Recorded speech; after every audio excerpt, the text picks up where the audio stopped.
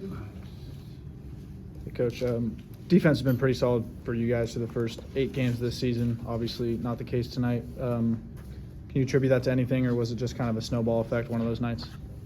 In my mind, that's 4 games in a row where we've kind of beat ourselves. We addressed that as a team shortly after the game that we got a chance to be okay if we quit beating ourselves. And I think at the end of the day, when you don't do the fundamental things right, it gets exposed. Time and time again. PFP stuff, simple stuff that uncharacteristic errors that a couple of our guys made tonight that are, it's like, man, I get it, you're not going to be perfect, but to have a couple ground balls go right between our wickets and drop balls at first base and yipping the ball to second on a comebacker, I mean, that's stuff that's just embarrassing. So, we say hockey 10 unearned runs. Pretty damn tough to do, at this level. So, but we found a way to do it tonight. Anyway, that's stuff that has to be cleaned up. If we can do that, we got a chance to be okay. But at the end of the day, we can't beat ourselves and continue to do this and expect to be the team we want to be. So, we can talk about it, we can drill it, we can do everything we do day in and day out. But at some point in time, you got to go out and execute it in the game. So, if we can't do that, we're not going to win. 2 out base runners for UCI tonight. Obviously, that was kind of the story, it felt like, of tonight's game. Has there been any talk about making sure guys understand that finishing innings are really, really important? And if so, how is that kind of lacking tonight? I think it's how those guys got on, is what's important to look at. You're going to give up hits every now and again, but it's when a guy makes an error or a guy walks a guy with 2 outs or however it is. We have to be mentally tougher on the mound to be able to overcome that. And that's, to me, what's most disappointing that I saw tonight is just one pitch that an umpire may or may not have missed doesn't dictate the whole inning. And to me, you got to be tougher than that mentally to just keep attacking the zone and going right after the next pitch. You can't let one call that you thought was a bad call take you out of your whole entire inning. We got to be a little bit more mature than that. And unfortunately, that wasn't the case tonight. So, I think that, again, am I expecting our guys to play flawless defense every single day? No, I'm not. There's going to be errors. That's part of the game, but you got to be able to bounce back and overcome from that. And that, to me, was the most disappointing thing about tonight is we made, like I said, uncharacteristic mistakes, but we weren't able to stop the bleeding after those happened.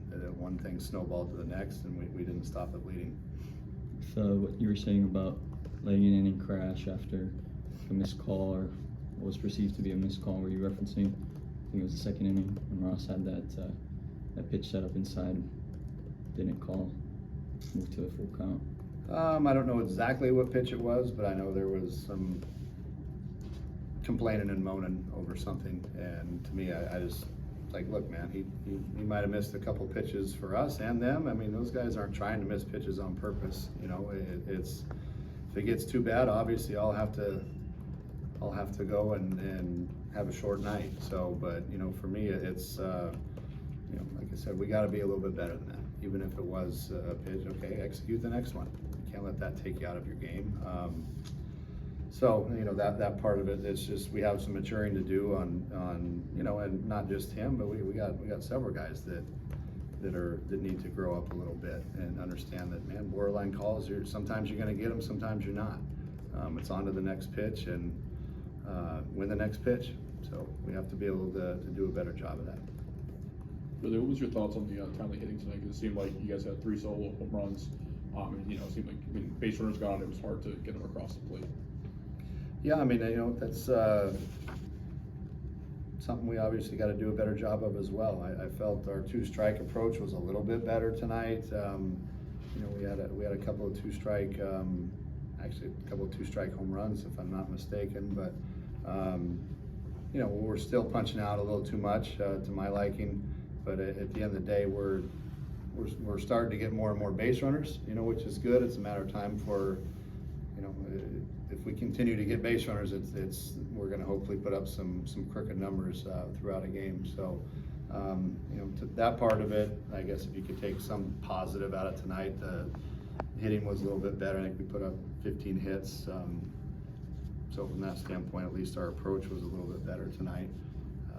But like I said, I go back to the last 4 games that we've lost, or I guess we didn't lose on Tuesday, but it felt like we did. You know, they've all been big innings that we've given up and not able to keep it small. Keating, I mean, he had a couple hiccups today, but he looked pretty good again. What have you sort of seen from him? He seems like he's kind of been one of the go-to guys first out of the pen most nights. What has been key for him? You know, Matty, when he's good, he attacks the zone and has a lot of movement. So guys have a hard time squaring him up. When he's good, the ball's dancing a little bit. He's got some good sink on his ball.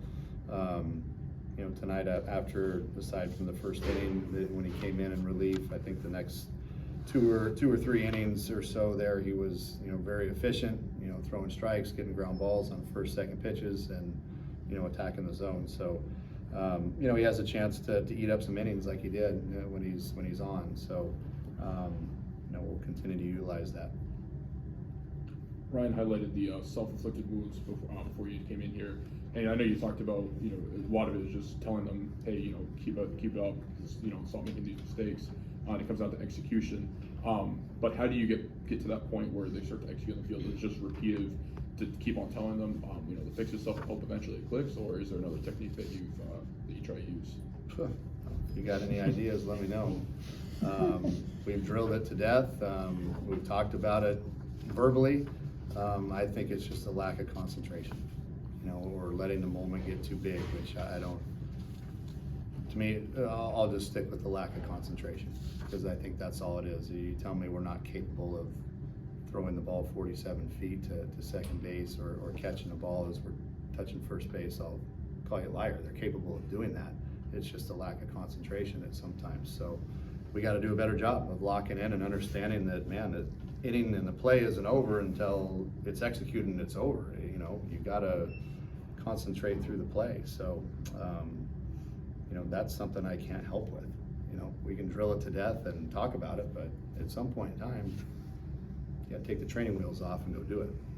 You talked about the lack of energy being probably your main point of frustration on Wednesday.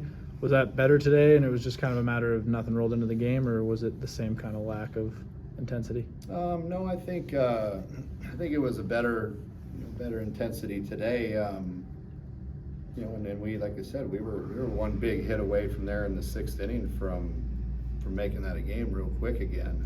You know, we were behind 11-2 and inched back and made it, you know, 11-6, and we had 2 guys in scoring position right there to make it a big hit right there. It's 11-8, and now it's, you know, they're on the ropes a little bit. So, you know, with momentum, and we probably go to Stevenson right there, and I like our chances of putting up zeros the last 3 innings, and you know, with momentum, who knows what happens there. So, you know, that part of it, you know, we did battle back, but, you know, then again, we self-inflicted wounds there in the 7th, and it kind of took the wind back out of the sails again. So, you know, it's the energy was a little bit better. It's just, you know, the uncharacteristic, if you want to call it that, uncharacteristic mistakes did us in.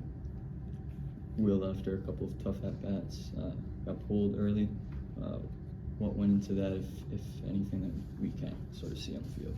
Will's battling the flu.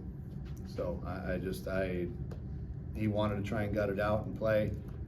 He's earned the right to do that, and he said he was up last night with a little bit of a bug, and you know, I said, hey man, you good to go? And he's like, yeah, I'll be fine. I'll gut it out, I'll be fine. And after I saw the 2 at bats, it's just he wasn't locked in mentally, and I think that was hampering it. So I made the decision to take him out and just say, you know, go rest and hopefully be ready to go tomorrow. And if we have to sit him again tomorrow to wait till Sunday, we'll do that. But main thing was I wasn't seeing the Will Rogers that's competitive, you know, during those 2 at bats. So, you know, and I didn't think it was fair for him to continue running him out there. Are you planning on rolling out Owen tomorrow or Sunday, or is he going to get a start in Oklahoma? You know, we've been going back and forth on what to do with that. You know, obviously the most important game is tomorrow, so we'll see what that brings. You know, hopefully we get a good start from Curtis tomorrow, and then we'll go from there and see how the game unfolds. But you know, he's on red alert tomorrow, and if not tomorrow, then Sunday, and if not Sunday, then hey, we got a pretty good starter to go against Hokie State midweek. So, but make no mistake, he's a big piece of what we're doing, and he's a capable starter. He's capable of starting on Friday night, so that might be a role for him later. Thanks, Coach.